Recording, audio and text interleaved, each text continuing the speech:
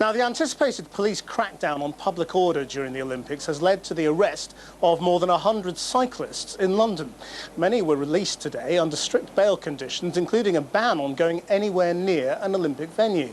Today saw a more peaceful demonstration through East London in protest against the Games' corporate sponsorship. Here's our Home Affairs correspondent, Simon Israel.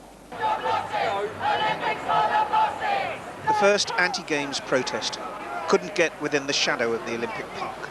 Around 400 demonstrators turned out.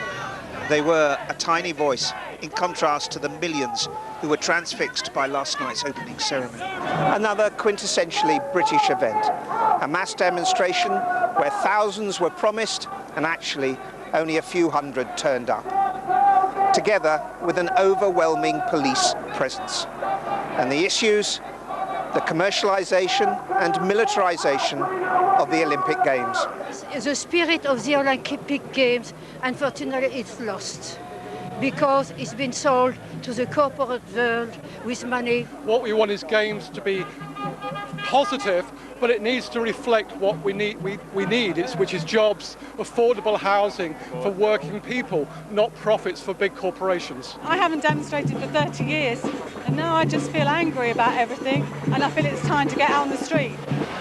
Last night, the streets saw evidence for the first time of uncompromising police tactics. Around 130 cyclists were corralled, or kettled as it's known, and then arrested for what the police say were attempts to disrupt the Olympic route network before the opening ceremony.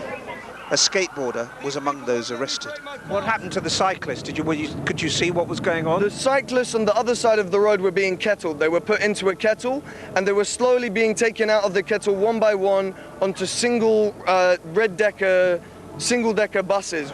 Many have now been released, minus their bikes, and under strict bail conditions, which include a ban on venturing within 100 yards of any Olympic venue.